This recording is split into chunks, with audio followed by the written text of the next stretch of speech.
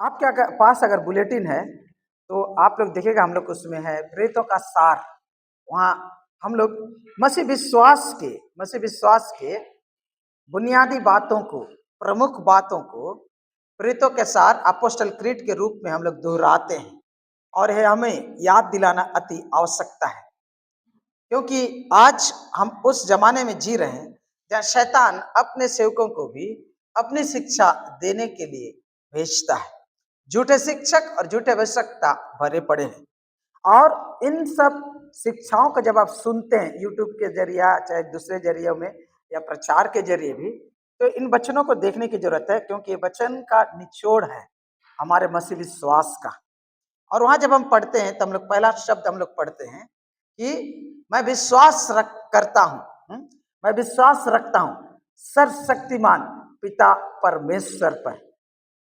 पहला बोलता है मैं विश्वास रखता हूं सर्वशक्तिमान पिता परमेश्वर पर, जिसने आकाश और पृथ्वी की रचना।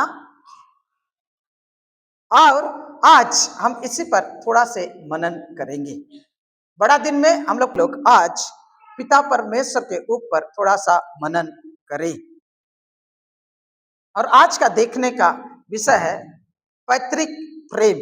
आज का देखने का विषय है पैतृक प्रेम, यानी सरल भाषा में कहेंगे पिता का प्रेम। पिता का प्रेम। मेरे साथ आप लोग खोलिएगा यूनान रचित सुसमाचार उसका 1 अध्याय उसका 14 पद में। और वचन देदारी हुआ और अनुग्रह सच्चाई से परिपूर्ण होकर हमारे बीच में डेरा किया, और हमने उसकी ऐसी महिमा देखी जैसे कि पिता की एकलौते की महिमा। क्या बोलता है? और वचन देधारी हुआ और अनुग्रह सच्चाई से परिपूर्ण होकर हमारे बीच में डेरा किया, और हमने उसकी ऐसी महिमा देखी जैसे पिता के एकलौते की महिमा। गलतियों 4:4 को मैं पढ़ रहा हूं। परंतु जब समय पूरा हुआ तो परमेश्वर ने अपने पुत्र को भेजा, जो स्त्री से जन्मा और व्यवस्था के अधीन उत्पन्न हुआ। यूनाइटेड सुसमाचार उसका 16:18 को मैं पढ़ रहा हूं। 16 से 18 को मैं पढ़ रहा हूं।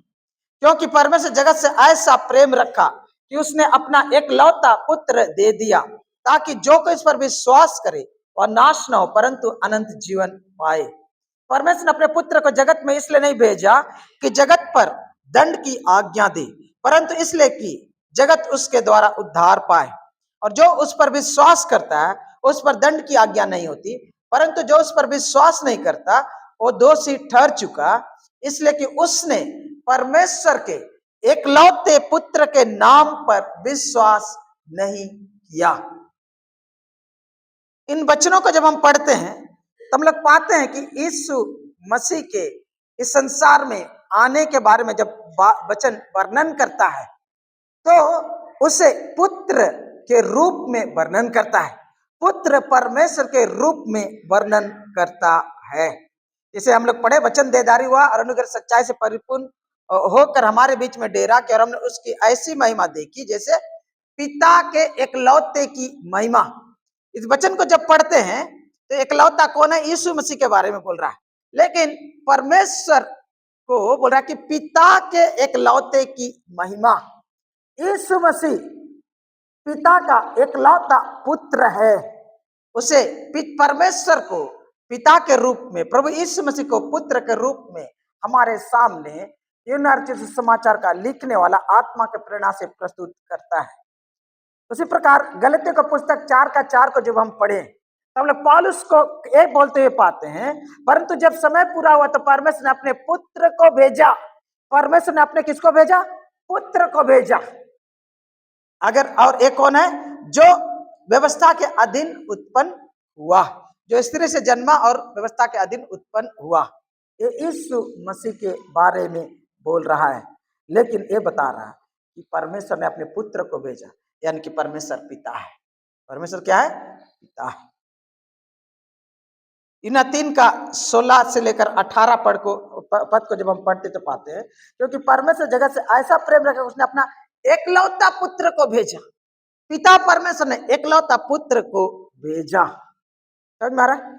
17 पद में परमेश्वर अपने पुत्र को जगत में इसलिए नहीं भेजा कि जगत पर दंड की आज्ञा दी जाए, परंतु जगत उसके द्वारा उद्धार पाए। परमेश्वर पिता ने पुत्र परमेश्वर को संसार का उद्धारकर्ता के रूप में भेजा। 18 पद में पढ़ते हैं, 3 का 16 का 17 और 18 पद में पढ़ते हैं तो 18 इस पर, और जो कोई उस पर विश्वास करता है उस पर दंड की आज्ञा नहीं थी, परंतु जो उस पर विश्वास नहीं करता वो दोषी ठहर चुका, इसलिए उसने परमेश्वर के एकलौते पुत्र के नाम पर विश्वास नहीं किया। इस वचन को फिर पढ़ते हैं तो परमेश्वर जो पिता है अपने पुत्र को इस संसार में भेजा, जिसका हम लोग बड़ा दिन मना रहे हैं, और वचन ये बोलता है कि जो उस पर विश्वास नहीं करेगा, जो उसे अपनाएगा नहीं, जो उसे ग्रहण नहीं करेगा, उसके लिए और कोई उपाय नहीं है, वो दंड के अधीन आ चुका है, क्योंकि पिता ने अपने पुत्र को इस संसार में भेजा। जब बड़े दिन का अवसर पर इन वचनों का जब हम अध्ययन करते हैं तो हम लोग ये बात को भूल जाते हैं बहुत बार कि परमेश्वर त्रिएक है, पिता और पुत्र और पवित्र आत्मा। परमेश्वर एक है, लेकिन परमेश्वर जो बाइबल हमें हमारे सामने प्रकट करता है वो पिता है और पुत्र है और पवित्र आत्मा है, और ये तीन अलग अलग नहीं वरन एक हैं, और दोनों समान हैं, स्वभाव में, प्रकृति में, शक्ति में, ओहदा में, पद में, लेकिन ये त्रिएक परमेश्वर अभिन्न रूप से एक है। हमारे समझ से ये परे की बात है, और इसीलिए आप और हम जब इस परमेश्वर के बारे में अध्ययन करते हैं तो हम जानेंगे कि परमेश्वर कैसा है। लेकिन सबसे प्रिय वचन जो मेरे लिए लगता है वो है पहला यूहन्ना रचित सुसमाचार उसका 1 का 18। कोई खड़े होकर पढ़ दीजिएगा।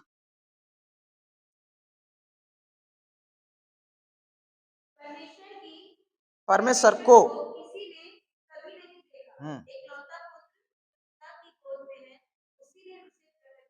क्या पाते हैं कि परमेश्वर को किसी ने कभी नहीं देखा। परमेश्वर अदृश्य है, समझ में आ रहा है? परमेश्वर अदृश्य है, उसको किसी ने कभी नहीं देखा। पुराने नियम में भी हम पाते हैं, मूसा बोलता है परमेश्वर मुझे अपनी जलवा दिखा, अपना महिमा दिखा, लेकिन परमेश्वर बोलता है तू मुझे स्पष्ट रूप से देख नहीं सकता, सिर्फ छाया को ही देख सकता है, क्योंकि मनुष्य परमेश्वर को देखकर जीवित नहीं रह सकता। तो परमेश्वर जो अदृश्य परमेश्वर है, जो क्योंकि परमेश्वर आत्मा है, परमेश्वर अदृश्य है, समझ मारा, इसको किसी ने नहीं देखा, और लेकिन मालूम है किसी ने नहीं देखा, लेकिन क्या बोलता है एकलौता पुत्र जो पिता की गोद में है उसी ने उसे प्रकट किया। बोलता है एकलौता पुत्र। एकलौता पुत्र कौन है? ये यीशु मसीह है, उसने उस पर क्या, उसको क्या किया? प्रकट किया। अर्थात इस संसार में यीशु मसीह जो जन्म लिया, मानव जाति के रूप में जिया और मानव के लिए अपने आप को क्रूस पर बलिदान किया, तो उसने जो अदृश्य परमेश्वर है उसको प्रकट किया। क्या किया? ये अदृश्य परमेश्वर को उसने क्या किया? प्रकट किया। ये जो अदृश्य परमेश्वर अपने आप को किस हिसाब से प्रकट करता है? पिता के रूप में। पिता के रूप में हम परमेश्वर को देख नहीं सकते, समझ नहीं सकते, क्योंकि हम सीमित हैं। हमारी क्षमता, हमारे सोच विचार, हमारी कल्पनाएं, हमारा विवेक, हमारा बुद्धि सीमित है, और इसलिए स्वयं परमेश्वर को जो सनातन है, जो सर्वशक्तिमान है, जो सर्वव्यापी है, जो सर्व उपस्थित है, जो सर्व ज्ञानी, उस परमेश्वर को जो सृष्टि करता है उसे हम देख नहीं सकते, उसे हम जान सकते उतना ही जितना वो अपने आप को प्रकट करे। और उसी परमेश्वर को प्रकट करने के लिए यीशु मसीह इस संसार में आया। पुत्र परमेश्वर इस संसार में आया, और वचन क्या अच्छा बात बोलता है, एकलौता पुत्र जो पिता की गोद में है। कहाँ है बोलता है? कहाँ है? गोद में, पिता की गोद में। मुझे बच्चे बहुत प्यारे हैं, और मैं बच्चों को पाता हूं तो गोदी लेता हूं, चुमते रहता हूं। आप लोग अपने बच्चों को गोद में लिए कभी? हाँ, महसूस करते हैं क्या? समझ में आ रहा है? बच्चों को जब गोद में लेते हैं तो मालूम है ऑटोमेटिक आपके अंदर एक अजीब सा भावना उत्पन्न होता है। और भावना क्या है? स्नेह का। वो भावना क्या है? कोमलता का। वो भावना क्या है? बहुत ही मधुरता का। वो भावना क्या है? भलाई का। वो भावना क्या है? अच्छाई का। और इन सब को जो भी आप लोग करेंगे, जैसे जो माता पिता उनके लिए, वो क्या है? भावना ममता का, हाँ, आवेग आपके अंदर उत्पन्न होता है। और इसे अगर सरल शब्द में अगर हम कहें तो वो शब्द क्या है मालूम है? प्रेम। प्रेम का भावना उत्पन्न होता है। और प्रेम के कारण ही, बच्चों के प्रति प्रेम के कारण हम लोग उनको क्या गले से लगाते हैं। वो अपने आप में आबोध है। वो लोग कुछ नहीं जानते हैं। लेकिन जब आप उसे अपने कलेजे के पास रखते हैं, अपने गोद के पास लेते हैं, मालूम है, वो कुछ नहीं जानते हैं, लेकिन महसूस करते एक चीज, क्या? मोहब्बत। हाँ, क्या क्या महसूस करते? मोहब्बत, प्रेम को, कि मुझे प्रेम किया जा रहा है, सुरक्षित और विश्राम और शांति की भावना को और महत्वपूर्णता को और अपनेपन को कोमलता के साथ अनुभव किया जाता है। और बाइबल बताता है कि पिता और पुत्र के बीच में कैसा रिश्ता है। बोलता है एकलौता पुत्र जो पिता की गोद में है। परमेश्वर पिता की गोद में कौन है? पुत्र परमेश्वर। अरे चित्र को कल्पना करके देखिए। परमेश्वर को समझने के लिए जो चित्र को देखने की जरूरत है कि पिता अपने पुत्र को अपनी गोद में रखा हुआ है या था नहीं। हाँ, पर पिता एकलौता पुत्र को अपने गोद में रखा था नहीं, पिता की गोद में है, गोद में है।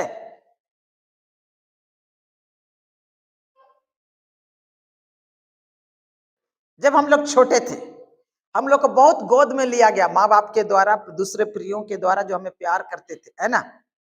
इन कितनों को याद है? किसी को याद नहीं है। क्यों? क्योंकि उतना छोटा में हम लोग का मेमोरी काम नहीं करता। 5 साल के बाद के बातों का हम लोग ज्यादातर याद करते हैं। हाँ, समझ मारा।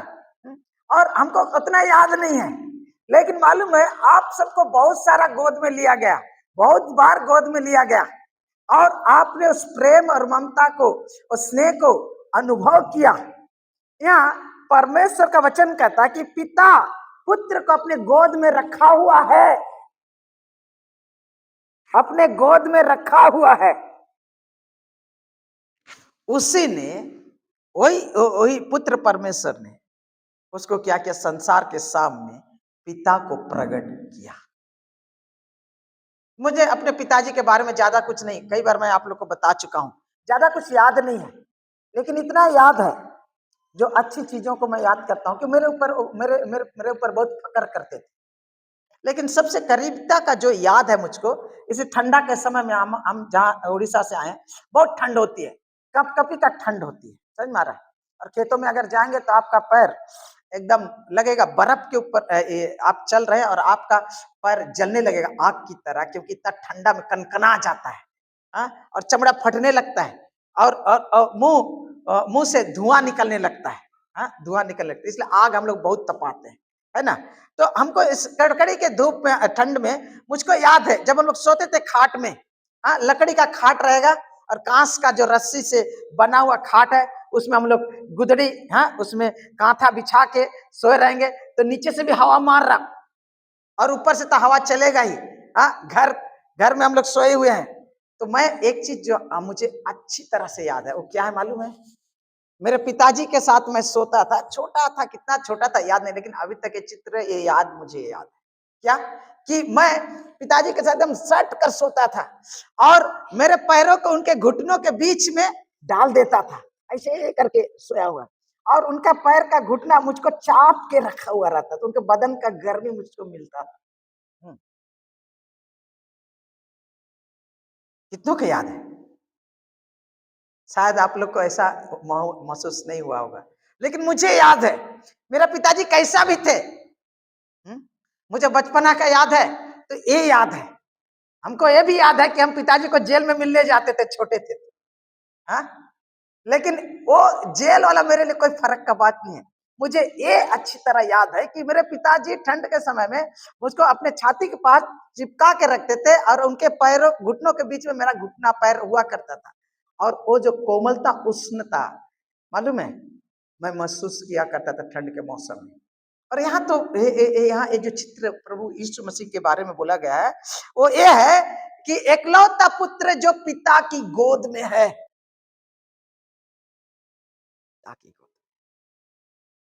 मेरे प्रियो, हमारा परमेश्वर जिसकी हम आराधना करते हैं वो उस प्रकार से प्रेमी पिता है।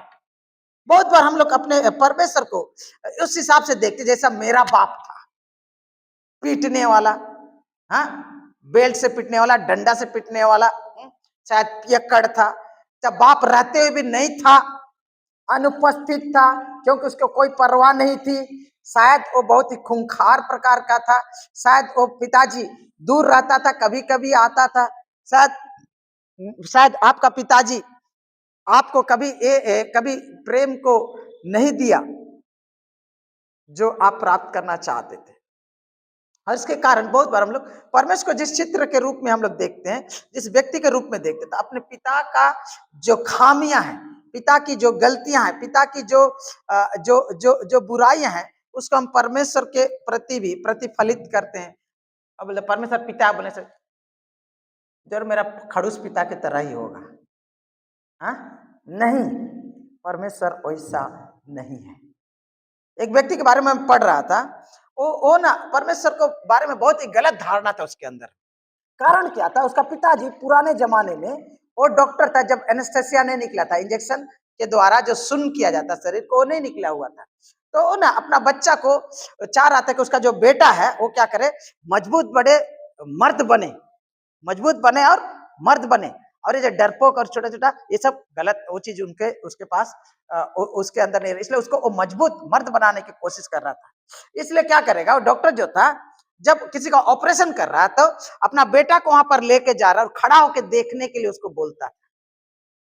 अर्थात उस जमाने में जब कोई एनेस्थेसिया नहीं था, किसी का पैर में ये गैंग्रीन हो गया तो उसको क्या कर रहा है, आरी से वो काट रहा है, हाँ, आरी से काट रहा, मांस को और हड्डी को, ये सब को बच्चा को दिखा रहा ताकि इसके अंदर से क्या हो जाए, डर भाग जाए और वो भी कड़क मेरे जैसा बन जाए।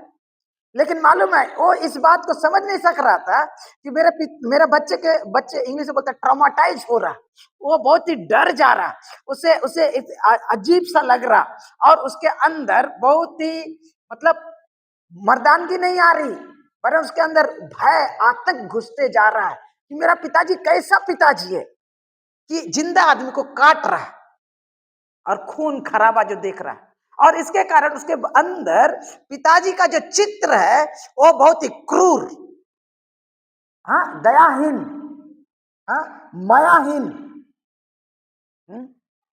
एक शैतानी व्यक्ति की तरह उसके मन में बैठा हुआ था। इसलिए जब उसको बोले परमेश्वर हमारा पिता है तो वो देखता है पिता कैसे, ऐसा। मेरे प्रियो, हमारा परमेश्वर उस प्रकार का नहीं। परमेश्वर अपने आप को जब प्रकट करता है, यीशु मसीह जब इस संसार में आए तो उन्होंने कहा, सिखाया हम लोग को प्रार्थना करना, हे हमारे पिता तू जो स्वर्ग में है। और जब वो बोल रहे हैं यूहन्ना 3:16 में, तो परमेश्वर ने जगत से ऐसा प्रेम रखा कि उसने अपना एकलौता पुत्र दे दिया, हाँ? तो मेरे प्रियो, वो परमेश्वर को पिता के रूप में प्रस्तुत कर रहे हैं और इस पिता को ही प्रकट करने के लिए आए। और इसलिए बोलता है, और वचन देहधारी हुआ और हमारे बीच में डेरा किया और हमने उसकी ऐसी महिमा देखी जैसे पिता के एकलौते की महिमा। लेकिन 18 पद में बोलता है, परमेश्वर को किसी ने कभी नहीं देखा परंतु एकलौता पुत्र जो पिता की गोद में है उसी ने उससे प्रकट किया। और इसीलिए अदृश्य परमेश्वर को अगर कोई देखना चाहता है, जानना चाहता है, तो पुत्र को देखो, यीशु मसीह को देखो, उसे जानो और आप पिता को जान पाओगे। जब नए नियम हम पढ़ते हैं तब लोग बहुत लोग सोचते हैं कि परमेश्वर को यीशु मसीह ने पिता के रूप में प्रकट किया। तो कभी कभी हम लोग ये भी सोचते हैं कि ये जो कॉन्सेप्ट है, ये जो आइडिया है, ये जो विचार है, ये जो भावना है, ये जो धारणा है कि परमेश्वर हमारा पिता है, यीशु मसीह ने उसको हमारे लिए नया नियम का एक क्या बोलता है चीज है, पुराना नियम ये चीज नहीं है। बहुतों के मन में ये चीज घुसा हुआ रहता। हाँ, पुराना नियम में जब हम पढ़ते हैं तो पिता परमेश्वर के बारे में चित्र है, लेकिन स्पष्ट रूप से नहीं है। जहां पर विश्वासी लोग, जहां पर ईसाई लोग परमेश्वर को पिता के रूप में पुकार रहे, नहीं पुकार रहे। परमेश्वर अपने आप को परिचय दे रहा पिता के रूप में, लेकिन विश्वासी लोग, इस्राएली लोग परमेश्वर को पिता के रूप में प्रार्थना करने या रिश्ता के रूप में जुड़ने के लिए डरते थे। कई कारण हो सकती थी। पहला चीज तो हमारा जो प्रकाशन है, हाँ, धीरे धीरे करके खुलता जा रहा था। दूसरा ये है कि पुराने जमाने में जो थी, अगर परमेश्वर को पिता के रूप में अगर प्रस्तुत किया जाता है, उसको जाना जाता है, तो पिता मतलब पत्नी है और मतलब बाल बच्चा है। तो उस जमाने में जो ईश्वर का जो बहुत सारे देवी देवता की पूजा की जाती थी, बाल देवता हुआ और अशेरा हुआ और अलग अलग, हाँ, जो अलग अलग देवी देवता की पूजा की जाती है। तो वहां के जो ईश्वरों के बारे में आप पढ़ेंगे, मिस्र के देवी देवताओं और कानान के देवी देवताओं के बारे में, तो आप पाएंगे बहुत ही शारीरिक और अपवित्र और कलंकित प्रकार का रिश्ता है। जहां तक कि बाप गलत काम कर रहा है, माँ बेटे को शादी कर रहा, क्या क्या प्रकार का कहानियां और शिक्षा और धर्म चली जाती, समझ में आ रहा। और इसीलिए वो लोग पिता के रूप में इस्तेमाल करना नहीं चाहते शब्द, लेकिन परमेश्वर अपने आप को पिता के रूप में प्रकट करना चाहता था। इसलिए आइए आज हम आप लोग के सामने कई वचनों को रखेंगे, जिसके द्वारा हम देखेंगे कि पिता यीशु मसीह ने परमेश्वर को क्यों पिता के रूप में प्रकट किया। क्योंकि पिता अपने आप को, इस्राएल को पुराने नियम में भी इसी रीति से प्रकट करता आया है, समझ में आ रहा। इसलिए आइए हम लोग देखेंगे इस समय परमेश्वर के वचन को। मेरे साथ खोले पुराना नियम को और निर्गमन का पुस्तक उसका 4 अध्याय का 22 पद को मैं पढ़ रहा हूं। और तो फिरौन से कहना कि यहोवा यूं कहता है, इस्राएल मेरा पुत्र वरन मेरा जेठा है। पृष्ठभूमि क्या है?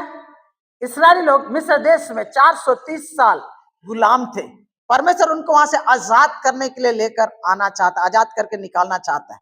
और परमेश्वर मूसा को बुला दे रहा कि तू मेरी ओर से होकर जाकर फिरौन से बातचीत कर। मूसा बहाना बनाने लगता है। परमेश्वर उसके बहाना को खारिज करता है, उसको मददगार के रूप में उसका भाई हारून को देता है, जो उसके जगह में होकर बातचीत करेगा। लेकिन जिस फरमान के साथ मूसा को परमेश्वर भेज रहा फिरौन के सामने, तो बोलता है तू फिरौन से क्या कहना, मिस्र देश के सम्राट से तू क्या कहेगा? यहोवा यूं कहता है कि इस्राएल मेरा पुत्र है। किसका पुत्र है? मेरा पुत्र है। वरन वो मेरा पुत्र ही नहीं, वरन मेरा जेठा पुत्र है, मैं तो पहलौठा पुत्र है। और यहां पर परमेश्वर इस्राएल के साथ सर्वप्रथम, जब इस्राएल का प्रमुख और प्रथम भविष्यवक्ता के रूप में परमेश्वर मूसा को उपयोग कर रहा है उनको आजाद करने के लिए, तो हम लोग पाते हैं कि परमेश्वर इस्राएल को बताता है, हाँ? फिरौन को बताना कि इस्राएल मेरा पुत्र है, मैं उनका पिता हूं, मैं उनका पिता हूं, मैं उनका पुत्र हूं। यानी कि इस्राएल के साथ मेरा एक रिश्ता है। इस्राएल के साथ क्या है? रिश्ता है। और पुत्र जब बोल रहा है तो वो बता रहा है कि कितना घनिष्ठ रिश्ता है। कितना रिश्ता है? जैसे बाप और बेटे का रिश्ता होता है, और जैसे बाप और बड़े बेटे के बीच में जो रिश्ता होता है, वो रिश्ता हमारा, मेरा इस्राएल के साथ है। निकटता का, प्रेम का, घनिष्ठता का और अपनापन का, वरन खून का रिश्ता है मेरा इस्राएल जाति के साथ।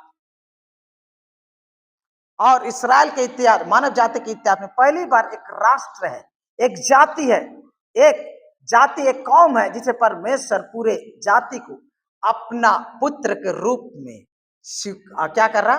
पहचान दे रहा, और अपने आप को उनका पिता के रूप में अपना पहचान भी वो दे रहा है।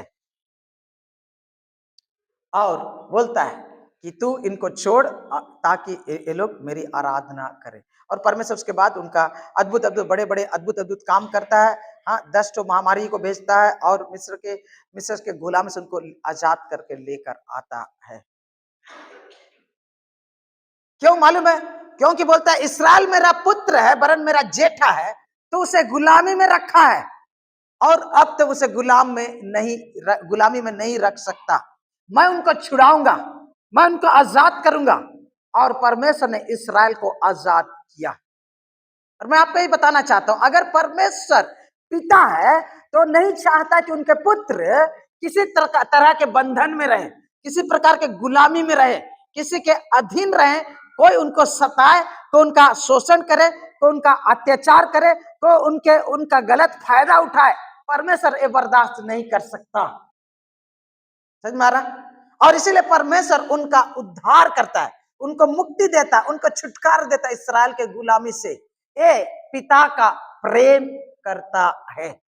और इसी पे यहाँ पर तो पुराना नियम में सारी गुलामी से परमेश्वर ने इस्राएल को आजाद किया। लेकिन जब यीशु मसीह आया तो इस शारीरिक गुलामी के साथ साथ यीशु मसीह ने आत्मिक रीति से हमें सिर्फ नहीं वरन सारे समाज को, पूरे संसार को आजाद किया। इसलिए बोलता तो उसका नाम यीशु रखना, क्योंकि वो अपने लोगों को उनके पापों से उद्धार करेगा। हालेलुया। पिता छुड़ाता है, और छुड़ाता क्यों, उद्धार क्यों देता है? क्योंकि वो हमसे मोहब्बत करता है। ये रिश्ता ऐसा रिश्ता है जो उद्धार करता है। समझ मारा? और यहां बोलता मेरा जेठा, मेरा मालूम है मेरा जेठा मतलब मेरे बाद ये राज करेगा,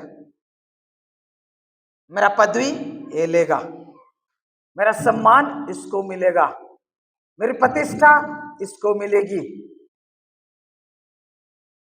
ये मेरे जगह में खड़ा होगा। समझ मारा?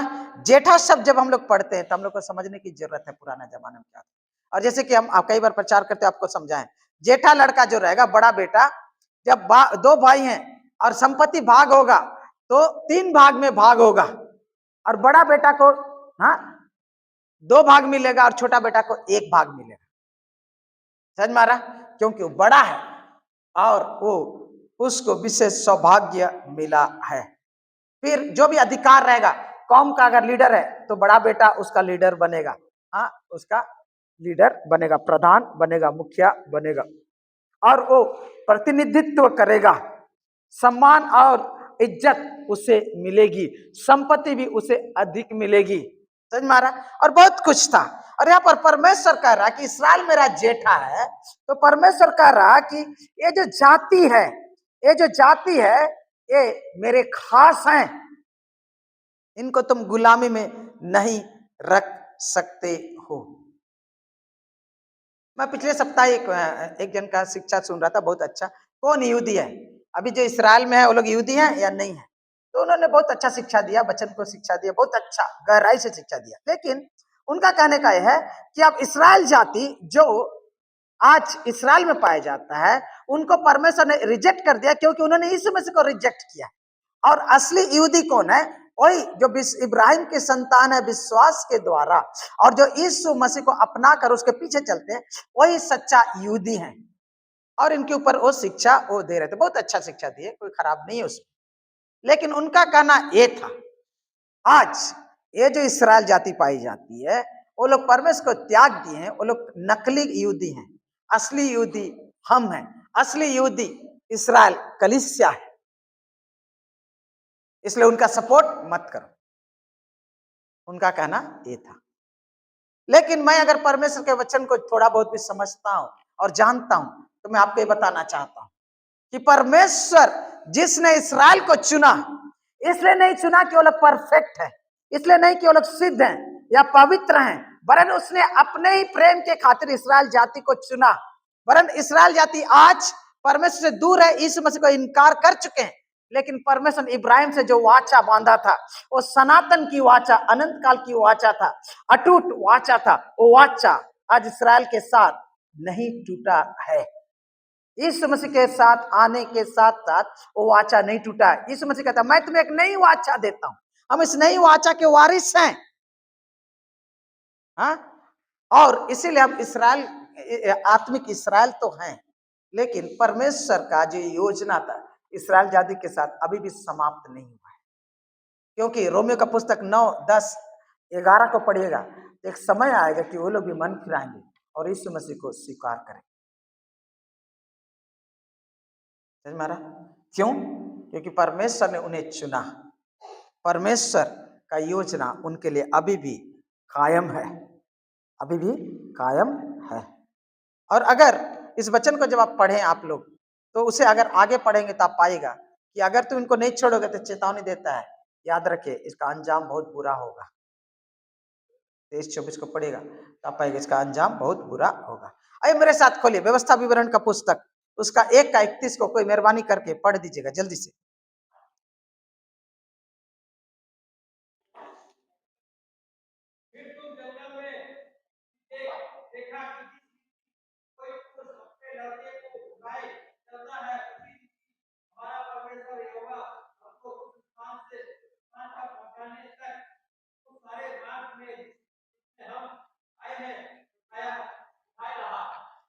हालेलुया। इस वचन को पढ़ेंगे तो हम पाएंगे मूसा अंतिम समय में वो इसराइल देश में वो लोग प्रवेश करने जा रहा, और आप पूरा इतिहास को परमेश्वर ने जो 40 साल से इसराइल जाति को रेगिस्तान में इधर उधर लिए चला, उनके लिए बहुत अद्भुत अद्भुत काम किए, इन सब को पूरा इतिहास को रिपीट करके पूरा व्यवस्था विवरण का पुस्तक में वो क्या करता है, इसराइल के इतिहास को दोहराता है और उनको याद दिलाता है और कहता है कि तुम परमेश्वर को पकड़े रहो, परमेश्वर लिपटे रहो, उसकी सजदा करते रहो और उसकी आज्ञा का पालन करते रहो, उनके पथों पर चलते रहो, उससे प्रेम करो, इनके बारे में शिक्षा देता है। हाँ, और इसीलिए 4 अध्याय में पाएंगे तो वहां पाएंगे, 1 अध्याय में पाएंगे तो यहाँ पाएंगे कि परमेश्वर को लोगों को परमेश्वर से लिपटे रहने के लिए वो चेतावनी दे रहा है। और क्या कर रहा? फिर तुमने जंगल में भी देखा, क्या देखा? जिस रीति से कोई पुरुष अपने लड़के को उठाए चलता है, उसी रीति से हमारा परमेश्वर एवं हमको इस स्थान तक पहुंचने तक उस सारे मार्ग में जिसमें हम आए हैं उठाए रहा। क्या बोल रहा? उठाए रहा। यहां पर जो चित्र है याद रखिए, कैसा उठाए रहा?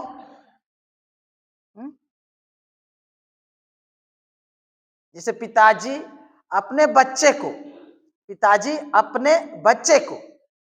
क्या करता है जब वो चलने नहीं सकता है या कांटा है, रेतीला जगह है, धीरे धीरे आप पकड़ के चला रहे हैं, लेकिन बच्चा कितना देरी चले, ज्यादा देर चल नहीं सकता, तो क्या करते हैं आप उसको क्या करते हैं, उठा लेते हैं और आप उसको लेकर जाते हैं। आप उठा लेते हैं और उसको लेकर आप क्या करते हैं, जाते हैं। तो यहां बोलता है जिस प्रकार कोई पुरुष अपने लड़के को उठाए चलता है, हाँ, लड़के को उठाए चलता है, कोई गोद में लेकर ऐसे करता है, हाँ, कोई कंधे में बैठा लेता है और लेकर चलता है। इसलिए आप लोग पढ़ेगा उत्पत्ति का पुस्तक में पढ़िएगा तो बोलता है यशरून के बारे में बोलता है, वहां पर लेवी के बारे में बोलता है कि कैसा परमेश्वर ने उसे कैसे अपने कंधे में बैठा कर लेकर, ये चित्र वहां पर दर्शाता है। लेकिन यहाँ पर क्या बोल रहा है, जिस प्रकार पिताजी अपने बच्चे को गोद में उठा कर लेकर चलता है, कि रेगिस्तान में 40 साल क्या क्या नहीं उन्होंने भेजा भोगा, लेकिन जिस प्रकार एक पिताजी अपने बेटे को अपने गोद में उठाए हुए ले चलता है, उसी प्रकार से परमेश्वर भी तुम्हें उठाए हुए चला। क्यों? क्योंकि वो लड़खड़ा रहे थे। क्यों? क्योंकि वो लोग भटक रहे थे। क्यों? क्योंकि वो थके हुए थे। क्यों? क्योंकि वो लोग, उनमें शक्ति नहीं थी, उनमें सामर्थ्य नहीं थी।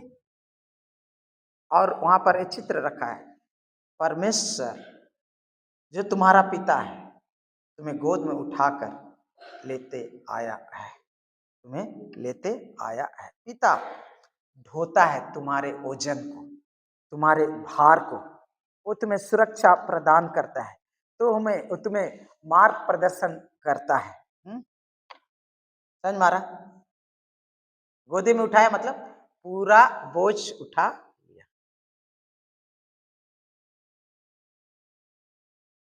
हमारा परमेश्वर जो इस्राएल को अपने गोद में उठाकर ले चला, वो आपका भी बोझ उठाने वाला पिता है। आज आपका भी बोझ उठाने वाला पिता है। लेकिन यही पिता कहां से उनको लेकर गया? जंगल में से होकर ले चला। कहां बोलता है? जंगल में। पिताजी चाहता तो राजपथ से जा सकता था। हा? आपको और हमारे जीवन में भी हम पाते हैं कि बहुत बार परमेश्वर हमें जंगलों से होकर लेकर चलता है, जहां समस्या है, जहां दुख है, जहां तनाव है, जहां शत्रु का आक्रमण है, जहां खतरा है, और बहुत बार सूखा है, भूख और प्यास है, और आग की तपन है। जीवन के ऐसे परिस्थिति से होकर भी जब हम लोग जाते हैं तो क्या होता है कि परमेश्वर हमें अपने गोद में लेकर चलता है, हमें अपने गोद में लेकर चलता है। बहुत बार आप लोग सोच रहे कि मैं, मेरा दुख, मेरा पीड़ा वो कोई नहीं देखता, कोई नहीं समझता, लेकिन अगर आप पिता के रूप में परमेश्वर को समझ जाएंगे तो पाइएगा कि जिस प्रकार इस्राएल को वो अपने कंधे में लेकर चला, अपने गोद में लेकर चला, वो आपको भी लेकर चल रहा है। लेकिन बहुत बार हम लोग सोचते हैं मैं तो अकेला चल रहा हूं, मेरा बाप मेरे साथ नहीं है, मेरा बाप मेरा परवाह नहीं करता है, परमेश्वर को मेरी चिंता नहीं है। बहुत लोग के अंदर ये चीज है। इसलिए यीशु मसीह जब आए तो बोलता है तुम क्यों चिंता करते हो? मैदान के पंछियों को देखो, ना बोते हैं ना काटते हैं, परंतु तुम्हारा स्वर्गीय पिता उन्हें खिलाता है। हाँ, सुलेमान भी अपने जीवन भर में उनके समान कभी कपड़ा पहना हुआ नहीं था। शोषणों को देखो, परमेश्वर उनको इस प्रकार सजाता है, पहनाता है। इसलिए बोलता है तुम कल के लिए क्यों चिंता करते हो, क्योंकि तुम्हारा स्वर्गीय पिता जानता है कि तुम्हें क्या जरूरत है। समझ में आ रहा? इस वचनों को जब हम, यीशु मसीह के वचन को जब हम देखते तो पाते हैं कि परमेश्वर वो है जो हमारा पालनहार है, जो हमारा परवाह करता है, जो हमें संभालता है, जो हमें संभालता है। दुख हो, तकलीफ हो, पीड़ा हो, परेशानी हो, हमेशा इस बात को जानने की जरूरत है कि पिता मेरे साथ है, मुझे पकड़ा। बपतिस्मा के समय एक तो गीत गाते हैं हम लोग बहुत बार, हाँ, यीशु के पीछे मैं चलने लगा, यीशु के पीछे मैं चलने लगा। और एक गीत को भी हम लोग गाया करते थे, आजकल नहीं गाते हैं हम लोग। संसार को छोड़कर, क्रूस को लेकर मैं ना लौटूंगा, ना लौटूंगा, है ना। अगर कोई मेरे साथ ना आए मैं ना लौटूंगा, ना लौटूंगा। अगर मैं उसका इनकार ना करूं वो भी मेरा इनकार नहीं करेगा। लेकिन एक तो वचन को बोलते, यीशु मेरा हाथ ना छोड़ेगा, यीशु मेरा हाथ ना छोड़ेगा, बड़ी आंधी आने से, बड़ा तूफान आने से, यीशु मेरा हाथ ना छोड़ेगा। ये गीत को हम लोग जानते हैं ना, हाँ, वो चरवाहे के रूप में उसको हम लोग देखते हैं। लेकिन पिता परमेश्वर के बारे में क्या बताता है कि वो हमें गोद में लेकर चलता है, गोद में, गोद में। समझ में आ रहा है? आइए इस समय व्यवस्था विवरण 8 अध्याय का 5 पद को मैं पढ़ रहा हूं। समय हो चला। फिर अपने मन में या तो विचार करो, जैसा कोई अपने बेटे को ताड़ना देता है वैसे ही तेरा परमेश्वर वह तुझको ताड़ना देता है। देखिए परमेश्वर का वचन ये बोलता गोद में ले उठाए चलता है। वही परमेश्वर जब उनका बेटा,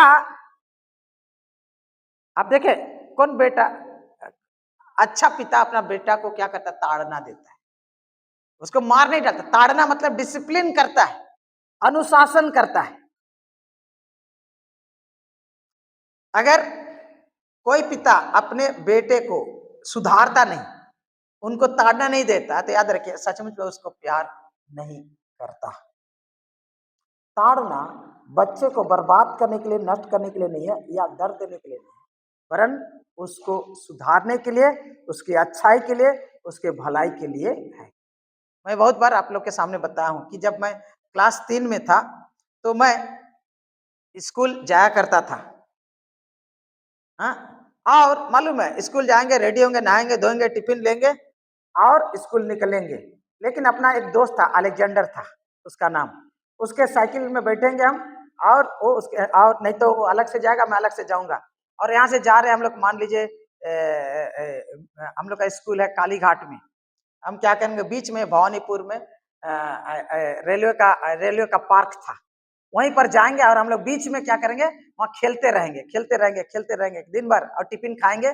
उसके बाद शाम को जब स्कूल के बच्चे लोग सब लौट कर आ रहे हैं, हम लोग ऊपर में जो स्लाइड है ऊपर में खड़े खड़े देख लेते थे, वो लोग आ रहे हैं तो उनका आने से पहले उतर जाएंगे और हम लोग आगे आगे जाएंगे। वो लोग यहाँ पर है तो हम लोग को टिरेटी बाजार या कोलू टोला उतना दूर में आगे आगे निकल के जाएंगे। घर पहुंचेंगे तो एकदम दौड़ते दौड़ते एकदम हाँपते हुए जाएंगे और जाके घर में घुसेंगे और थैला को टांग देंगे।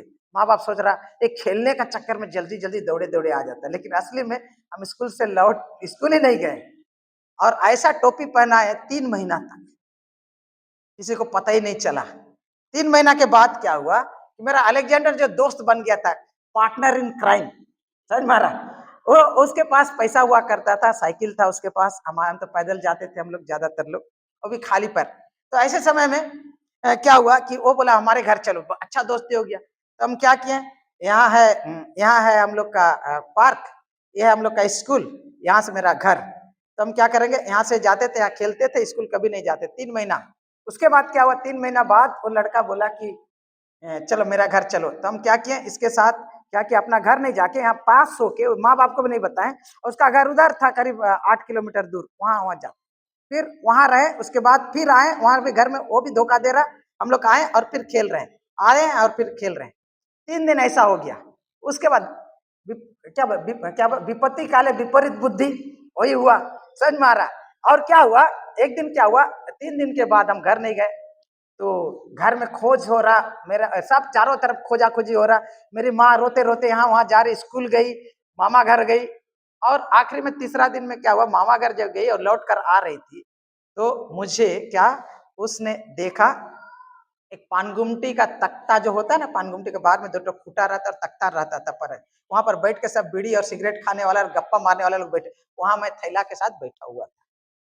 बस पकड़ी और वहीं से धुलाई शुरू हुआ, और धुलाई शुरू हुआ और घसीट घसीट कर जैसे बहु बाजार क्रॉसिंग है उतना दूर तक हमको मारते मारते ले गई। फिर वह घर में लेकर गया और पिताजी उस समय तो, क्योंकि 3 दिन से रो रहे हैं क्योंकि मैं खोया हुआ हूं और चारों तरफ ढूंढ रहे हैं, और जो भी गुस्सा था क्या किया, पिताजी ने हमको हमारे घर का बरामदा में, पुराने जमाने में गर्मी का समय में क्या होता था, साल गाछ का खूंटा गाड़ा जाएगा, ऐसे मचान बनाया जाएगा, ऊपर में डाली सब फेंक दिया जाएगा, खूंटा रहता था, बीच वाला खूंटा में हमको चोर की तरह बांध दिया ऐसे। और बाजार का किनारे घर था, जो जंगल से दातुन बिक्री करने वाला था, आते थे वो लोग दातुन बिक्री करते थे, 10 का बंडल हुआ करता, 4 आना 8 आना खेज बंडल रहता था, वो लोग बेचते थे, और जब बच जाता था हमारे घर में छोड़ देते थे, ताकि बुधवार का बाजार में फिर आएंगे, रविवार को आए थे, बुधवार का बाजार में आएंगे, नया वाला और पुराना वाला मिला के वो लोग बेचते थे। मेरा पिताजी उसी में से निकाला 2 बंडल और मेरे ऊपर पूरा रसीद कर दिया। 2 बंडल मतलब करीब 20 ठो जो दातुन, हाँ, साल का था, टूट गया। इतना पिटाई मिला। पड़ोस में जो पीछे से खटाल वाला लोग थे, उन्होंने देखा जब भैंस चरा धोने के लिए दूध दुआ दे दिया, गोबर हुआ फेंक दिया, अब जैसे धूप हुआ तो भैंस धोने के लिए जा रहे थे, उन्होंने देखा मेरी दशा को और मुझ पर दया किया और हमको आके छुड़ाया। हाँ, लेकिन तब तक 20 डंडा टूट चुका था, क्योंकि उनको पता चला कि 3 महीना से मैं माँ बाप को बना रहा हूं, और तो और 3 दिन से घर में ही नहीं। वो मेरा जिंदगी का आखिरी दिन था जब मैं स्कूल बंक किया, और उस चीज को मैं आज भी याद करता हूं, और मैं परमेश्वर का धन्यवाद करता हूं कि मेरे पिताजी ने पीटा, और मैंने बोल चुका हूं, अगर उस दिन अगर वो अच्छा मेरा खातिरदारी नहीं हुए रहता तो आज मैं यहाँ खड़ा नहीं होता। समझ में आ रहा है, कुछ ना कुछ तो उल्टा ही पाल्टा होता। और मैं आपको बता कई बार बोल चुका, अगर अगर ऐसा नहीं होता, अगर मेरे पिताजी नहीं पीटे रहते तो मैं वही धंधा करते रहता। उसके बाद जिंदगी में कभी उसका साथ दोस्ती टूट गया अलेक्जेंडर के साथ, और स्कूल में जाऊंगा, अगर लेट हो गया तो गेट से क्या लौट के आऊंगा और बोल दिया लेट हो गया, और उसके बाद खेलने के लिए जाऊंगा, लेकिन और कभी जिंदगी में स्कूल नागा नहीं किया और माँ बाप को धोखा नहीं दिया। उस दिन का धुनाई है, उस दिन का जो पिटाई है, आज मेरे लिए, मैं परमेश्वर को धन्यवाद देता हूं उस पिता के लिए जिसने मुझे पीटा, नहीं तो सचमुच मैं चोर होता। चोर चमारे होता होटल में प्लेट धोया, पहला कमाई मेरा होटल में जूठा प्लेट धो के कमाए थे, लेकिन परमेश्वर का धन्यवाद हो कि मेरे पिताजी पीटा, उसके बाद आज मैं यहाँ पर हूँ। उसकी भलाई है। मैं आपको बताना चाह रहा हूँ कि फिर उसने अपने मन में विचार कर, जैसा कोई अपने बेटे को ताड़ना देता है, वैसा ही तेरा परमेश्वर वह तुझे ताड़ना देता है। मेरे प्रिय परमेश्वर जो पिता है, आपको और हमें भी बहुत बार ताड़ना से होकर गुजारता है, हमें सोटा मारता है। क्यों मालूम है? क्योंकि जानता है कि गलत रास्ते में जा रहा है।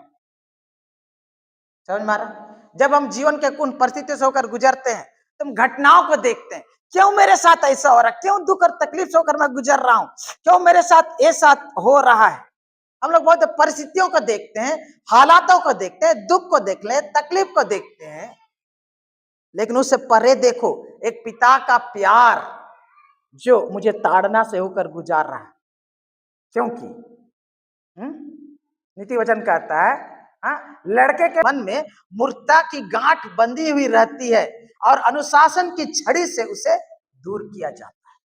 बहुत बार पिता आपको और हमें ऐसा करता है। जब ऐसे परिस्थिति आता है तो उसे परमेश्वर का क्रोध मत समझो, वरन की उसके सुधार, उसकी शिक्षा, उसके प्रेम, उसकी भलाई के रूप में उसे समझो। बहुत बार हम लोग दुख और तकलीफ और समस्या को गुजरते हैं तो बोलता है कैसा पिता है, बोलता है वैसा ही पिता है।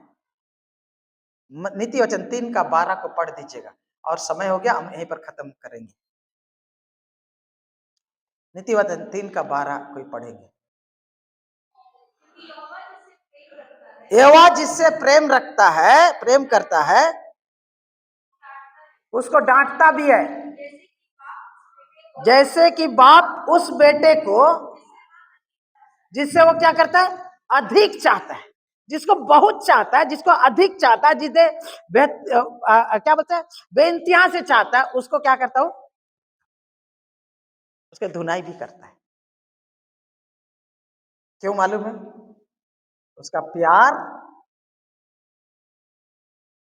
उससे पीटने के लिए मजबूर करता है, क्योंकि जानता है कि छड़ी के बगैर ये सुधरेगा।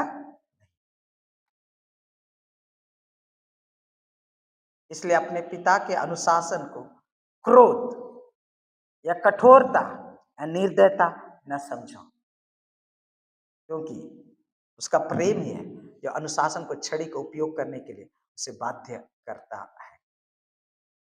और ये बात को मैं बार बार बोलते आया हूं, बहुत बार हम लोग अपने बच्चों को छोड़ देते हैं, जो चाहता सो करने देते हैं, कभी अनुशासन नहीं करते, वो सच्चा प्यार नहीं है।